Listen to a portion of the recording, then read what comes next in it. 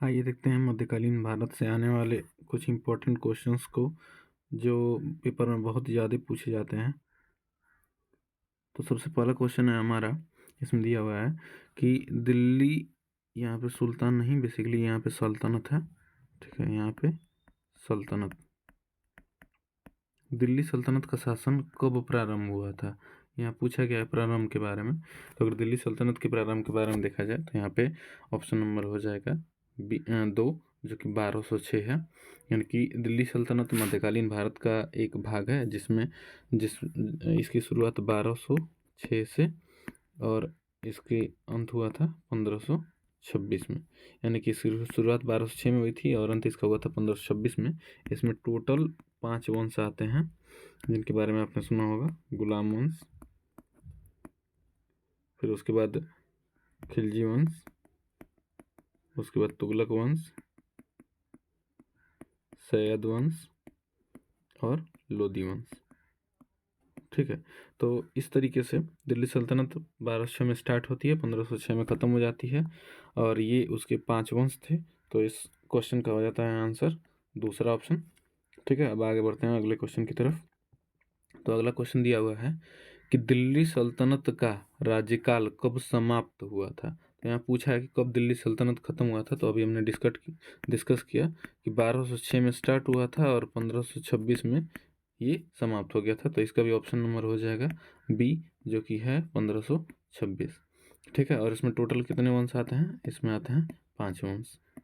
ठीक, गुलाम वंश, खिलजी वंश, तुगलक वंश, सैयद वंश और लोदी वंश। ठीक, देखिए ये क्वेश्चन भी बहुत बार पूछा गया है एग्जाम्स में। अगले क्वेश्चन की तरफ बढ़ते हैं। इसमें दिया हुआ है निम्नलिखित में से वह दिल्ली का सुल्तान कौन था जिसकी मृत्यु पोलो खेलते वक्त हुई थी। यानी कि पोलो, यहाँ पे कभी कभी वर्ड चौगान भी यूज़ कर लेता है। ठीक है, यानी कि दिल्ली का वह सुल्तान जिसकी मौत हुई थी पोलो खेलते वक्त। यानी कि ये बेसिकली घोड़े के ऊपर खेले जाने वाला है, घोड़े के ऊपर से खेले जाने वाला एक प्रकार का खेल है। तो इस क्वेश्चन का अगर आंसर देखा जाए तो उसका राइट आंसर है कुतुबुद्दीन ऐबक। कुतुबुद्दीन ऐबक की जो डेथ हुई थी वो 1210 में पोलो या चौगान खेलते वक्त हो गई थी। या घोड़े पर से चौगान खेल रहा था, उसी पर से गिरकर इसकी मृत्यु हो गई थी। तो कुतुबुद्दीन ऐबक बेसिकली, इसके बारे में कुछ और भी रिलेटेड पॉइंट हैं जिनको आप याद रख सकते हैं। तो सबसे पहली चीज़ कि अगर बात की जाए दिल्ली सल्तनत में 5 वंशों के बारे में हमने बताया। उन 5 वंशों में जो सबसे पहला वंश था उस वंश का नाम था गुलाम वंश। चूँकि यह जो कुतुबुद्दीन ऐबक था यह मोहम्मद गोरी का गुलाम था, इसीलिए इसके वंश का नाम गुलाम वंश पड़ा। और उस गुलाम वंश का जो संस्थापक वो था कुतुबुद्दीन ऐबक। यानी कि गुलाम वंश का जो संस्थापक था वो था कुतुबुद्दीन ऐबक, इसी ने गुलाम वंश की स्थापना की थी। और इसके बारे में और भी जो रिलेटेड पॉइंट हैं, कुतुब मीनार का निर्माण इसी कुतुबुद्दीन ऐबक ने कराया था। उसके बाद और भी जो भी इम्पोर्टेंट पॉइंट है इसमें है कुव्वत उल इस्लाम मस्जिद। इस मस्जिद को भी इसी ने बनवाया था। फिर उसके बाद है अजमेर में एक आता है 2.5 दिन का झोपड़ा। ये सारी चीज़ें इसी कुतुबुद्दीन ऐबक ने बनाया था। और ये कुतुब मीनार को इसने अपने गुरु कुतुबुद्दीन बख्तियार अल काकी के नाम पे बनवाया था। कुतुबुद्दीन बख्तियार अल काकी इसके गुरु थे, इन्हीं के नाम पर इसने कुतुब मीनार का निर्माण कराया था। और चूँकि इस कुतुब मीनार को इसने कंप्लीट नहीं करा पाया था तो इसके बाद जो अगले आने वाले शासक थे उन्होंने इसको कंप्लीट कराया। लेकिन इसकी जो नींव थी, कुतुब मीनार बनाने का जो श्रेय जाता है स्टार्ट करने का, उसको कुतुबुद्दीन ऐबक को ही जाता है। चलिए आगे बढ़ते हैं अगले क्वेश्चन की तरफ। अगला क्वेश्चन दिया हुआ है दिल्ली के सुल्तान का पद संभालने से पहले, यहाँ बात किया है पद संभालने से पहले बलबन किस सुल्तान का प्रधानमंत्री था। प्रधानमंत्री के लिए यहाँ पे वर्ड बेसिकली एक यूज किया जाता है जिस वर्ड को बोलते हैं वजीर। ठीक है, तो ये पूछा है कि जब बलबन सुल्तान बना था उससे पहले अगर बात की जाए तो उससे पहले यह किसका प्रधानमंत्री था यानी कि वजीर था, तो उस समय शासक था नसीरुद्दीन महमूद, और इसी का यह वजीर था, इसी का यह प्रधानमंत्री था। और इस बलबन को उलूग खां की उपाधि भी दी गई थी, उलूग खां। ठीक है, उलूग खां की उपाधि। अगर मध्यकालीन भारतीय इतिहास में देखा जाए तो उलूग खां की उपाधि दो लोगों को दी गई है, एक तो बलबन को और दूसरा एक व्यक्ति और है जिसको बोला जाता है जौना खां। और यह जौना खां ही आगे चल करके बनता है मोहम्मद बिन तुगलक MBT। ठीक है, तो ये हो जाता है इस क्वेश्चन का आंसर। नसीरुद्दीन महमूद, इसी का यह वजीर था बलबन। ठीक है, बलबन से और भी रिलेटेड पॉइंट बहुत सारे हैं जो आगे क्वेश्चन में हम डिस्कस करेंगे। अगले क्वेश्चन की तरफ बढ़ते हैं। दिया है, चंगेज़ खां ने जलालुद्दीन का पीछा करते हुए, ये जलालुद्दीन मोहम्मद अकबर वाला नहीं है, जलालुद्दीन मंगबरनी है। ठीक है, तो यह जलालुद्दीन मंगबरनी चंगेज़ खां का एक भाई था, उसी की हत्या इस जलालुद्दीन मंगबरनी ने कर दी थी। और उसी गुस्से में आक्रोश में आकर के और ये चंगेज़ खां जलालुद्दीन का पीछा करते हुए भारत के समीप आता है। और उस समय पूछा है कि जब चंगेज़ खां इस जलालुद्दीन मंगबरनी का पीछा करते हुए भारत आया था, तो उस समय दिल्ली सल्तनत में सुल्तान कौन था? तो उसमें दिल्ली सल्तनत का सुल्तान था इल्तुतमिश। ठीक है, इल्तुतमिश उस समय दिल्ली सल्तनत का सुल्तान था। और इतिहासकार ये बताते हैं कि चंगेज़ खां बहुत ज़्यादा क्रूर शासक था, ये अपनी क्रूरता के लिए फेमस था। तो उस समय जब ये चंगेज़ खां जलालुद्दीन मंगबरनी का पीछा करते हुए भारत आता है, तो उस समय यहाँ के शासकों को यानी कि इल्तुतमिश को ये भिजवाता है वार्निंग कि अगर ये जलालुद्दीन मंगबरनी की हेल्प करता है, मदद करता है, तो पूरे के पूरे दिल्ली सल्तनत का ये विनाश कर डालेगा। उतनी इसकी क्षमता भी थी, चंगेज़ खां की इतनी क्षमता थी। इस वजह से इल्तुतमिश क्या करता है कि उस समय समझदारी से काम लेता है और इस जलालुद्दीन मंगबरनी की हेल्प नहीं करता है। और ये चंगेज़ खां आता है और इस जलालुद्दीन मंगबरनी की हत्या करके और वापस लौट जाता है। तो उस समय दिल्ली सल्तनत का जो सुल्तान था वो इल्तुतमिश था।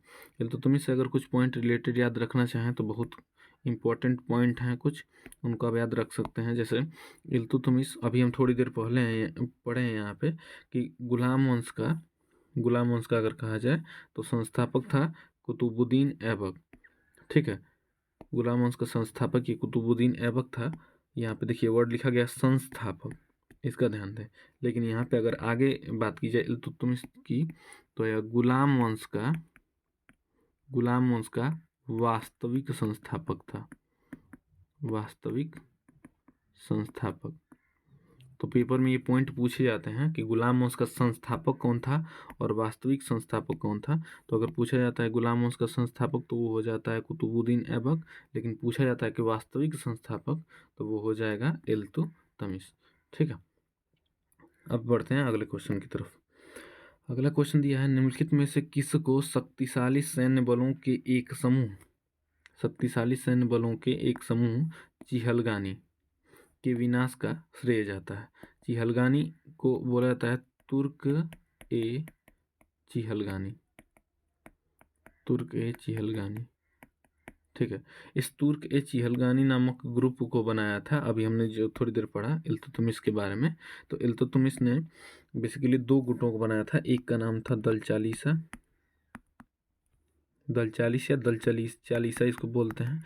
यानी 40 लोगों का एक विशेष ग्रुप हुआ करता था जो उस सुल्तान के अंडर में काम करते थे, इल्तुतमिश के अंडर में काम करते थे।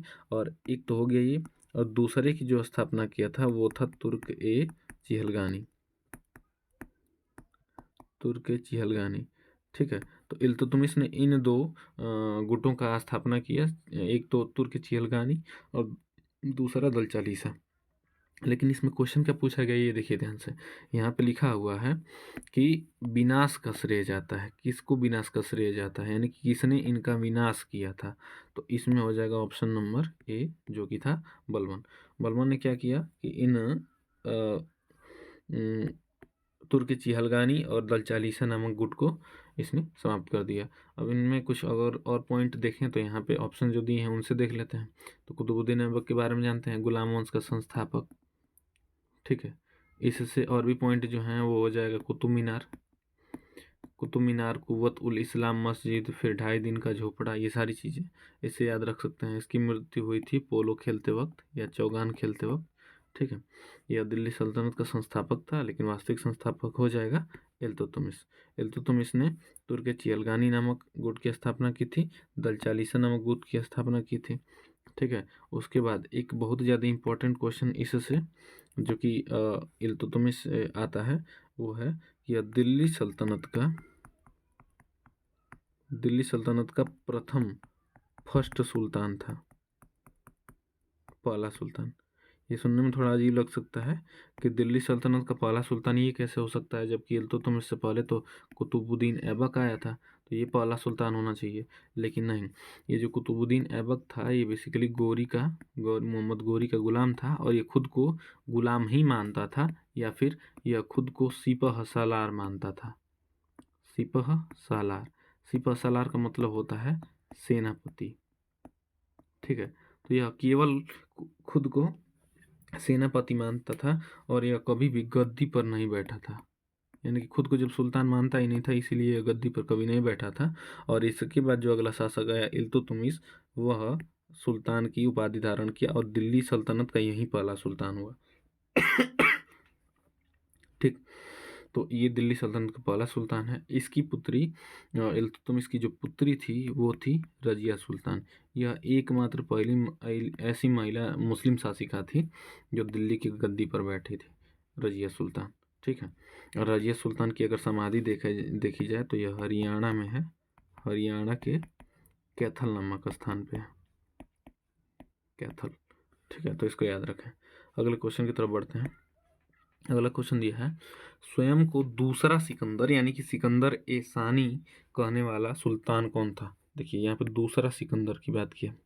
सिकंदर की अगर हम बात करें तो सिकंदर को चूंकि विश्व विजेता नाम से भी जाना जाता है, विश्व विजेता सिकंदर।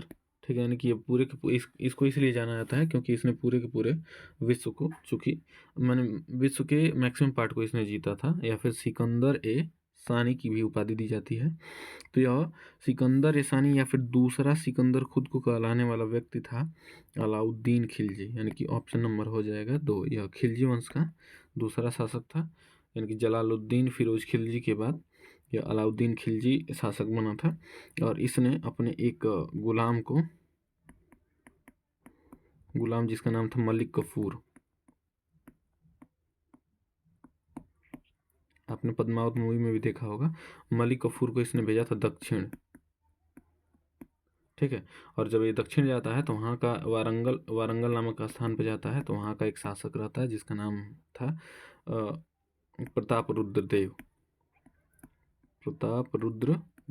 उससे ये क्या करता है कि कोहिनूर हीरा ला करके और इस अलाउद्दीन खिलजी को देता है, तथा जब ये उससे आगे बढ़ता है तो वहाँ पे इसको दिखाई देता है समुद्र। चूँकि समुद्र का इस प्रकार का जो तट रहता है, यहाँ पे पूरा पानी है और ये होता है स्थल वाला भाग। तो जब यहाँ पर वो आता है और देखता है कि यहाँ से तो अब समुद्र शुरू हो गया है, तब इस मलिक कफूर को लगता है कि दुनिया यहीं पर समाप्त हो गई है, दुनिया यहीं पर ख़त्म हो गई है, और अलाउद्दीन खिलजी ने इस पूरी की पूरी दुनिया को जीत लिया है। इसीलिए अलाउद्दीन खिलजी ने सिकंदर ए सानी की उपाधि धारण की, या फिर सिकंदर द्वितीय की उपाधि धारण की, या दूसरा सिकंदर की उपाधि, क्योंकि इस मलिक कफूर ने घोषणा कर दी कि अलाउद्दीन खिलजी ने पूरे के पूरे विश्व को जीत लिया है, दुनिया यहीं ख़त्म हो चुकी है। ठीक है, तो इस तरीके से फिर उसके बाद चलिए आगे बढ़ते हैं, हम देखते हैं। इसमें दिया अगला क्वेश्चन, किस वंश के सुल्तान ने सबसे अधिक समय तक शासन किया। तो देखिए क्वेश्चन दिया है कि किस वंश के सुल्तानों ने सबसे अधिक समय तक शासन किया, ये पूछ रहा है दिल्ली सल्तनत के बारे में। यानी कि दिल्ली सल्तनत के जो भी सुल्तान थे उनमें 5 वंश मैंने बताया था। उन 5 वंशों में एक तो गुलाम वंश था, फिर उसके बाद खिलजी वंश, फिर उसके बाद तुगलक वंश, सैयद वंश और लोधी वंश। अगर इन पाँचों में से पूछा जाए तो सबसे ज़्यादा टाइम पीरियड, सबसे ज़्यादा शासनकाल किसका चला था, तो उसमें आता है तुगलक वंश, जो थर्ड वाला है। इन तुगलक वंश के राजाओं ने दिल्ली सल्तनत पर सबसे अधिक शासन किया, सबसे ज़्यादा। और इसी की अगर पैरेलल में पूछा जाए, एक क्वेश्चन और पूछा जाता है कि सबसे कम शासन किसने किया था दिल्ली सल्तनत पे, वो थे खिलजी वंश के शासक। ठीक है, और खिलजी वंश के शासकों ने सबसे कम मात्र 30 वर्ष, इन्होंने 30 वर्ष केवल शासन किया था। ठीक है, उसके बाद चलिए अगले क्वेश्चन पर पढ़ते हैं। दिया है, किस कारण से मोहम्मद बिन तुगलक असफल व्यक्ति था? किस कारण से मोहम्मद बिन तुगलक, जिसको हम लोग MBT कह रहे थे, मोहम्मद बिन तुगलक असफल व्यक्ति था?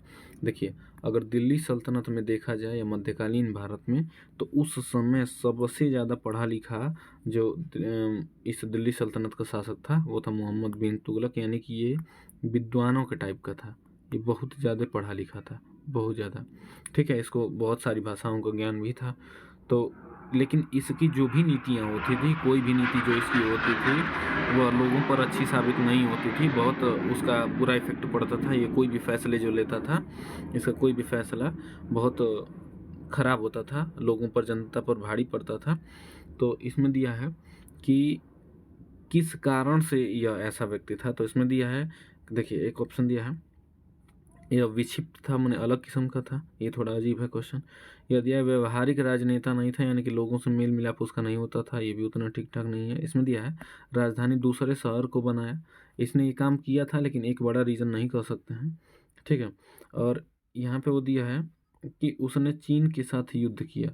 ठीक, ये सारे ऑप्शंस में अगर देखा जाए तो ये भी सही है, लेकिन यहाँ पे सबसे ज़्यादा हमें प्रायोरिटी देनी होगी इस ऑप्शन को, क्योंकि देखिए यहाँ पे दिया है वो व्यवहारिक नेता नहीं था। ठीक है, वो प्रैक्टिकल नहीं था।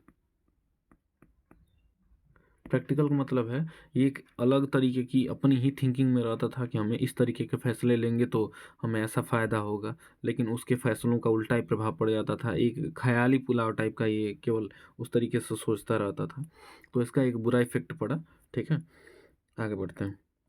यह निम्नलिखित में से किस शासक ने सिंचाई तथा लोक निर्माण विभाग पर ध्यान दिया? यहाँ पे देखिए दिया है सिंचाई, यानी कि एक बात आएगी तब नहरों के लिए। ठीक है, और यहाँ पे दिया है लोक निर्माण कार्य, माने लोगों की भलाई के लिए बहुत सारे कार्य करना। तो उसमें एक व्यक्ति है जो कि है फिरोज शाह तुगलक। इस व्यक्ति ने सिंचाई पर और लोक निर्माण कार्य पर बहुत ज़्यादा ध्यान दिया। इसने बहुत सारी नहरों का निर्माण कराया, बेसिकली 5 इसने बड़ी नहरों का निर्माण कराया। ठीक है, और इसने लोक निर्माण कार्य भी शुरू कराया। यह फिरोज शाह तुगलक जो था, यह मोहम्मद बिन तुगलक का भाई था, और इसी मोहम्मद बिन तुगलक का जो वास्तविक नाम था वो था जौना खां। ठीक है, जौना खां इसका वास्तविक नाम था, और इसी के नाम पर जौनपुर नामक शहर की स्थापना की थी इसने, फिरोज शाह तुगलक ने। जब इसकी डेथ हो जाती है, मोहम्मद बिन तुगलक की जब मौत हो जाती है, तो फिरोज शाह तुगलक इसी की यादगार में जौनपुर नामक शहर की स्थापना करता है, क्योंकि इसका जो वास्तविक नाम रहता है मोहम्मद बिन तुगलक का, वो रहता है जौना खां। ठीक है, और इसको भी उलुग खां की उपाधि दी गई थी, उलुग खां की उपाधि, ये याद रखें। तो फिरोज शाह तुगलक जो था वो नहरों का निर्माण कराया, उसके बाद बागानों का निर्माण कराया। ठीक है, 1200 बागानों का निर्माण कराया इसने, बहुत सारी चीज़ें। ठीक, अगले क्वेश्चन की तरफ बढ़ते हैं। दिया है लोदी वंश की स्थापना किसने किया था? यहाँ पर दिया लोदी वंश का संस्थापक कौन था, यानी कि स्थापना कौन था, संस्थापक कौन था? तो वो है ऑप्शन नंबर 3 जो कि है बहलोल लोदी। ठीक है, बहलोल लोदी ने लोदी वंश की स्थापना की, और यही लोदी वंश का पहला शासक था। ठीक, बहलोल लोदी। उसके बाद आगे बढ़ते हैं अगले क्वेश्चन पे। दिया निम्नलिखित बहमनी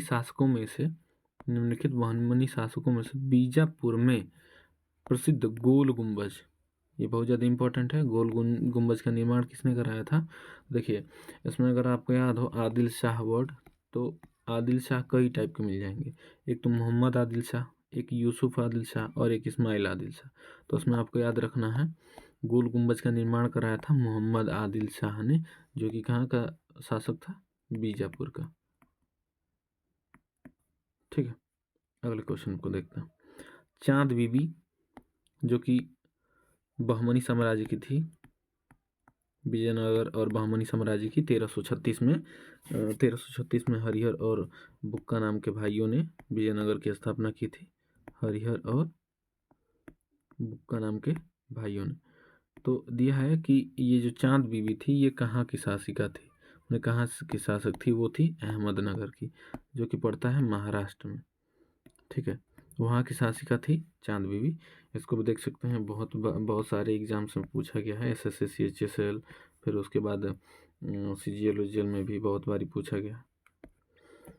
यह सूफी परंपरा में पीर से क्या आशय है।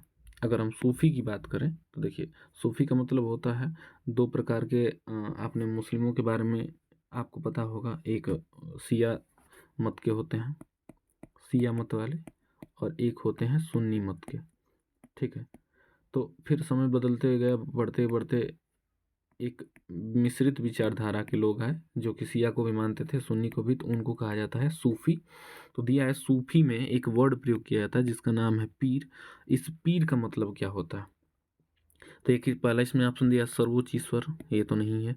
इसमें दिया है सूफियों का गुरु, सभी सूफी संतों में सर्वश्रेष्ठ, और सूफियों की आस्थाओं के लिए लड़ाई करने वाला परंपरावादी शिक्षक। तो इसमें दिया, देखिए सभी, आपको ये लग सकता है कि सभी सूफियों में जो सर्वश्रेष्ठ होता है उसी को हम क्या बोलते हैं, पीर बोलते हैं, लेकिन इसका ऑप्शन नंबर सही है, सूफियों का गुरु। जो सूफियों का गुरु होता है उसको बोला जाता है पीर। ठीक है, तो इस चीज़ को याद रखें। आगे बढ़ते हैं। कृष्णदेव राय ने हम्पी में, हम्पी ये जो इस समय नाम है ये कर्नाटक, ठीक है, उस समय हम्पी नाम था। तो कृष्णदेव राय ने कृष्णा स्वामी मंदिर बनवाया था। यह इस समय किस राज्य में स्थित है। अगर इस चीज़ को देखा जाए, देखिए, तो चूंकि इसमें बताया गया है कि ये जो हम्पी क्षेत्र है इसका आज के समय में नाम कर्नाटका है, और वहीं पे कृष्णा स्वामी मंदिर का निर्माण कराया गया था, तो ये पड़ता है कर्नाटका में, आज के समय में कर्नाटक में पड़ता है। बात कर लेते हैं कृष्णदेव राय के बारे में। तो कृष्णदेव राय जो था वो विजयनगर साम्राज्य का सबसे शक्तिशाली शासक था, सबसे शक्तिशाली। ठीक है, और आगे क्वेश्चंस करेंगे तो उसमें मिलेगा कि जो बाबर था, बाबर ने अपनी आत्मकथा बाबरनामा में विजयनगर के इसी शासक कृष्णदेव राय के बारे में कहा था कि जब मैं इंडिया में, भारत में आया, तो उस समय जो हिंदुस्तान का सबसे शक्तिशाली शासक था वो था कृष्णदेव राय। ठीक है, तो इसने, बाबर ने भी अपनी बाबरनामा में बोला है, तो ये भी क्वेश्चन याद रखिएगा। आगे बढ़ते हैं। यह निम्नलिखित में से दिल्ली, यानी कि दिल्ली सल्तनत का जो अंतिम सुल्तान, यहाँ पे थोड़ा कट गया है, ये सुल्तान है। ठीक है, तो दिल्ली सल्तनत का अंतिम सुल्तान कौन था। अब जाहिर सी बात है कि दिल्ली सल्तनत में मैंने 5 वंश बताया, सबसे पहले वंश बताया मैंने गुलाम वंश, ठीक है, और सबसे लास्ट वाला बताया था लोधी वंश। ठीक, लोधी डायनेस्टी। तो कोई भी जो लास्ट अंतिम सुल्तान होगा वो लोधी वंश का ही होगा। ठीक है, तो उसमें अगर 3 ऑप्शन देखें तो 3 ऑप्शन क्या है, लोधी वंश के हैं। लेकिन अगर इसमें राइट आंसर देखा जाए तो जो सबसे सही आंसर है वो है इब्राहिम लोधी। ठीक है, इब्राहिम लोधी इस दिल्ली सल्तनत का सबसे अंतिम शासक था, यही एकदम अंतिम शासक था उस दिल्ली वंश का, और एकमात्र ऐसा शासक था, एकमात्र ऐसा राजा जो युद्ध में मरा था, युद्ध में लड़ते वक्त मरा था। नहीं तो पूरी की पूरी दिल्ली सल्तनत में 5 वंशों में देखा जाए तो कोई भी ऐसा शासक नहीं है जो युद्ध के दौरान मारा गया हो। केवल इब्राहिम लोधी ऐसा व्यक्ति है जो युद्ध में मारा गया था। ठीक है, तो ये पॉइंट आप याद रख सकते हैं। आगे बढ़ते हैं। तराइन के प्रथम युद्ध में निम्नलिखित में से किसको, यहाँ पे है किसको पृथ्वीराज चौहान ने हराया था। तो अगर बात करें तराइन के प्रथम युद्ध के बारे में, तो तराइन का प्रथम युद्ध हुआ था 1191 में। किसके किसके बीच में, एक तो थे पृथ्वीराज चौहान, ठीक है, और दूसरे व्यक्ति का नाम पूछा है कि दूसरे व्यक्ति किसके साथ हुआ था, तो वो था मोहम्मद गौरी। ठीक है, सेकेंड ऑप्शन, यहाँ पे कंफ्यूजन ना होइएगा क्योंकि यहाँ पे लिखा है महमूद गजनवी, एक जैसा मिलता जुलता नाम है, लेकिन वो व्यक्ति था मोहम्मद गौरी। अगर हम बात करें पहले युद्ध में 1191 तराइन के प्रथम युद्ध में, तो उसमें जीत हुई थी पृथ्वीराज चौहान की, यानी कि पृथ्वीराज चौहान जीत गए थे, तो मोहम्मद गौरी हारा था, लेकिन हार करके और भाग गया था। और फिर आता है अगले साल 1192 में फिर युद्ध होता है पृथ्वीराज चौहान और मोहम्मद गौरी के बीच में ही, लेकिन इस बार मोहम्मद गौरी जीत जाता है और पृथ्वीराज चौहान हार जाता है। ठीक है, तो इन दोनों युद्धों को याद रखना जरूरी है कि किसमें कौन जीता था, किसमें किसने किसको हराया था, क्योंकि ये इसी तरीके से पूछी जाती हैं कि किस युद्ध में किसने किसको हराया था। ठीक है, तो ये पहले युद्ध की बात की है, तो इसमें लिखा हुआ है देखिए कि पृथ्वीराज चौहान ने हराया था किसको, मोहम्मद गोरी को। ठीक है, लेकिन वहीं अगर सेकंड वाला पूछ देता रायन का दूसरा युद्ध 1192, तो उसमें मोहम्मद गोरी जीत जाएगा और पृथ्वीराज चौहान हारेंगे। ठीक, अगले क्वेश्चन की तरफ बढ़ते हैं। दिया है भारत में चमड़े की प्रतीक मुद्रा किसने प्रारंभ की थी। यहाँ पे बात की है चमड़े की प्रतीक मुद्रा। ठीक है, चमड़े का सिक्का चलाना। तो देखिए यहाँ पे बेसिकली कोई साक्ष्य तो नहीं है कि कह सकते हैं कि किसी व्यक्ति ने खास करके चलाया हो चमड़े की प्रतीक मुद्रा, लेकिन अगर इसमें देखा जाए इसमें तो कोई भी ऑप्शन करेक्ट नहीं होगा क्योंकि इसका कोई प्रमाण नहीं है। लेकिन अगर इस हुमायूं के टाइमिंग में देखा जाए तो हुमायूं जब भाग करके गया था, ठीक है, युद्ध में जब भाग करके एक बार जा रहा था, तो एक नाविक था जिसका नाम था निजाम। उस निजाम ने, चूँकि 1240 कह रहे हैं, 1540 के टाइम में जब हुआ था युद्ध, तो उस समय ये जब नदी में कूदा था अपना घोड़ा लेकर के, तो वहीं पर निजाम नाम के नाविक ने इसको बचाया था। और इसी से खुश होकर के हुमायूं ने क्या किया कि इस निजाम नाम के व्यक्ति को एक दिन के लिए बना दिया था राजा, और इसी निजाम नाम के व्यक्ति ने चमड़े का सिक्का चलाया था, चमड़े का सिक्का। तो अगर इस क्वेश्चन का आंसर देखें तो कोई क्वेश्चन इसका पार्टिकुलर आंसर नहीं होने वाला है। ठीक है, तो आगे बढ़ते हैं, देखते हैं दिल्ली सल्तनत का उद्धारक कौन था। ठीक है, यहाँ पे दिल्ली सल्तनत के उद्धारक की बात किया है। उद्धारक यानी कि जिसके शासनकाल में बहुत ज़्यादा अच्छा खासा हर चीज़ का विकास हुआ हो। ठीक है, तो वो था गयासुद्दीन बलबन। ठीक है, यानी कि इसको गयासुद्दीन बलबन को दिल्ली सल्तनत का उद्धारक कहा जाता है। इसके अलावा अगर कुछ पॉइंट याद रखना हो तो इसमें आप लोग याद रख सकते हैं, जो कुतुबुद्दीन ऐबक है वो दिल्ली सल्तनत का संस्थापक है। ठीक है, अब उसके बाद बात करें इल्तुतमिश की, तो ये दिल्ली सल्तनत का वास्तविक संस्थापक है, वास्तविक संस्थापक। और अगर गयासुद्दीन बलबन की बात करें तो ये हो जाएगा उस दिल्ली सल्तनत का उद्धारक। ठीक है, तो इन तीनों पॉइंट में कंफ्यूज ना हो, ये तीनों पॉइंट अलग अलग चीज़ें हैं।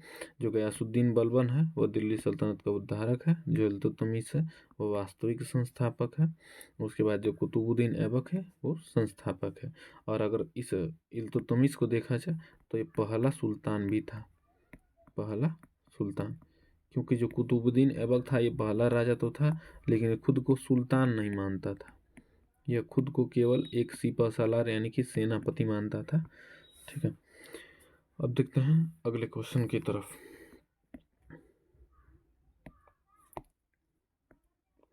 ब्राह्मणों पर भी जजिया कर लगाने वाला दिल्ली सुल्तान कौन था, यानी कि दिल्ली सल्तनत का वह कौन सा सुल्तान था जिसने ब्राह्मणों पर भी जजिया कर लगा दिया था। क्योंकि देखिए जब आया था भारत में आया था महमूद गजनवी। ठीक है, तो उस समय जजिया कर लगाया गया था। ठीक है, लेकिन वो जजिया कर केवल ये जो जजिया कर था ये कोई धार्मिक कर नहीं था, ये था गैर मुस्लिम कर, गैर मुस्लिम कर। यानी कि अगर आप मुस्लिम नहीं हैं, अगर आप हिंदू हैं तो आपको टैक्स देना होता था। लेकिन इनमें कुछ लोगों के लिए रियायतें थी, कुछ लोगों को छोड़ दिया जाता था, जिनमें ब्राह्मण से नहीं लिया जाता था, किसी भी विधवा स्त्री से नहीं लिया जाता था, विकलांग से नहीं लिया जाता था वो टैक्स। ठीक है, और छोटे बच्चों से नहीं लिया जाता था। यानी कि ये 4 तरीके के जो लोग थे इनसे वो जजिया कर नहीं लिया जाता था। लेकिन बाद में चल करके आगे दिल्ली सल्तनत का एक ऐसा शासक था जिसने ब्राह्मणों से भी जजिया कर वसूलना शुरू कर दिया, और वो जो दिल्ली सल्तनत का शासक था वो शासक था फिरोज शाह तुगलक।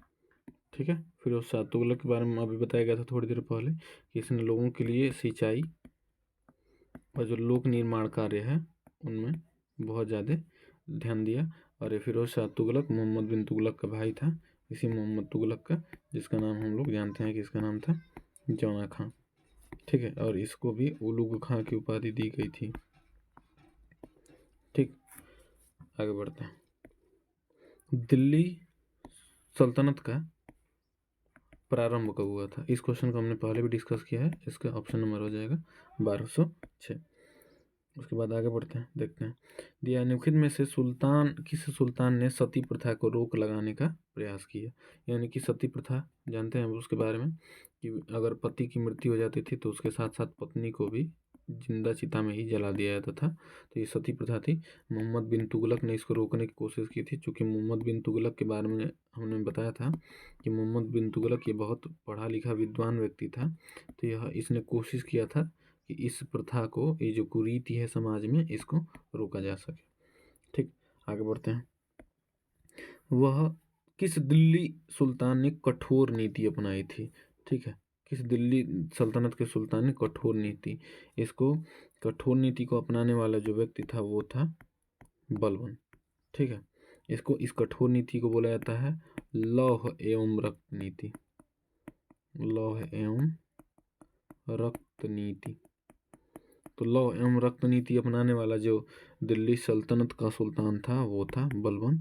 और ये इसको उपाधि दी गई थी किस चीज़ की? उलूग खां की। उलूग खां। इसके अलावा बलबन से और भी कुछ रिलेटेड पॉइंट हैं जो इम्पोर्टेंट है, जो पेपर में पूछे जाते हैं, तो इसको देख लेते हैं। एक प्रथा है सिजदा और पैबोस प्रथा। सिजदा और पैबोस प्रथा।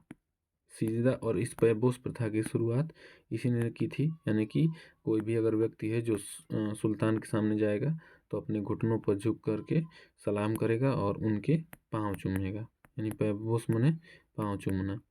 ठीक है, तो इस प्रकार की प्रथा को इसने बलबन ने शुरू किया था, सिजदा और पैबोस। और इसको ये खुद को जिल्ले इलाही मानता था, यानी कि जिल ए इलाही। इस जिल का मतलब होता है परछाई, और इलाही मन होता है ईश्वर, यानी कि भगवान। ये खुद को ईश्वर की परछाई मानता था, यानी भगवान की परछाई मानता था। ठीक है, तो ये सारी चीज़ें इसके साथ याद रख सकते। देखिए जीडी SSC कांस्टेबल जीडी में भी पूछा गया है। आगे बढ़ते हैं। देखिए पृथ्वीराज चौहान को, अब यहाँ पे देखिए क्वेश्चन ध्यान से, पृथ्वीराज चौहान को मोहम्मद गोरी ने किस युद्ध में हराया था? यानी कि हारा कौन है? तो पृथ्वीराज चौहान, और जीत किसकी हुई है? मोहम्मद गोरी की। तो पहले युद्ध में बताए थे हम 1191 के तराइन के युद्ध में, तो उसमें जीता कौन था? पृथ्वीराज चौहान, और हारा कौन था? मोहम्मद गोरी। लेकिन उसके बाद बताया था कि 1192 का जो युद्ध हुआ था उसमें जो पृथ्वीराज चौहान थे वो हार गए थे, और जो मोहम्मद गोरी था वो जीत गया था। तो ये बात किया है इसी चीज़ की, क्योंकि यहाँ पर कहा है कि मोहम्मद गोरी की जीत हुई हो और पृथ्वीराज चौहान हारे हों। तो 1192 का तराइन का युद्ध दूसरा, ये वाला हो जाएगा ऑप्शन नंबर दूसरा, ये ऑप्शन हो जाएगा सही। इसके बाद जो अगला युद्ध है, इसके बारे में जानते ही हैं, इसके बारे में देखते हैं। तो ये हुआ था जो मोहम्मद गोरी और एक व्यक्ति था जिसका नाम था जयचंद्र। ठीक है, ये चंदावर का युद्ध उनके बीच में हुआ था। तो इसका ऑप्शन नंबर हो जाएगा दूसरा। अगले क्वेश्चन की तरफ देखते हैं। अधिकांश मंगोलाई आक्रांता किसके शासनकाल में आए थे? यानी कि ये जो मंगोलाई वर्ड यूज़ किया है ये मंगोलिया के लोगों के लिए। ठीक है, मंगोलिया, और आक्रांता माने होता है आक्रमणकारी, यानी कि जो मैक्सिमम मंगोलिया से आक्रमणकारी आए थे। यानी कि जो हमारे ये इंडिया की लोकेशन है इस टाइप से, इसके ऊपर ये चाइना वाला एक क्षेत्र है और इसी के ऊपर यहाँ पे पड़ता है मंगोलिया। तो यहाँ से जो भारत पर आक्रमण हुआ था, तो यह सबसे ज़्यादा दिल्ली सल्तनत में किस शासक के शासनकाल में हुआ था? तो वो था अलाउद्दीन खिलजी। और इसी अलाउद्दीन खिलजी ने मंगोलों को 3 बार हराया था। ठीक है, यानी कि मैक्सिमम अटैक इसी के टाइम में हुआ था। और इस अलाउद्दीन ने बहुत सारे काम किए, जिसमें से जैसे अलाई दरवाज़ा का नाम सुने होंगे, अलाई दरवाज़ा का निर्माण, अलाई मीनार का निर्माण, अलाई मीनार। ठीक है, हुलिया एवं दाग प्रथा, हुलिया दाग प्रथा, इसने दो नवीन टैक्स लगाए थे, कर लगाए थे, जिसको कहा जाता है घरई एवं चरई कर। ठीक है, तो अलाउद्दीन ने ये घरई और चरई कर नाम के दो टैक्स को भी अप्लाई किया था। आगे बढ़ते हैं। देखिए, खलीफा से प्रतिष्ठापन पत्र मांगने और प्राप्त करने वाला प्रथम सुल्तान कौन था? यानी कि जो सुल्तान वर्ड ये यूज करते थे दिल्ली सल्तनत के शासक, वो खलीफाओं से आज्ञा लेकर के करते थे। तो वो जो सबसे पहला सुल्तान की बात किया है, तो सबसे पहले सुल्तान के बारे में बताया था कि वो कौन था? इल्तुतमिश। क्योंकि इससे पहले आया था कुतुबुद्दीन ऐबक, लेकिन कुतुबुद्दीन ऐबक के बारे में हमने बताया कि कुतुबुद्दीन ऐबक जो था यह खुद को सुल्तान नहीं मानता था, ये केवल खुद को सिपह सालार मानता था। तो इसलिए पहला जो सुल्तान हो जाता है वो हो जाता है इल्तुतमिश। ठीक, अब अगले क्लास में हम और भी बहुत सारे इंपॉर्टेंट क्वेश्चंस के बारे में डिस्कस करेंगे। तो और भी वीडियोज़ के लिए चैनल को लाइक और सब्सक्राइब जरूर कर दें।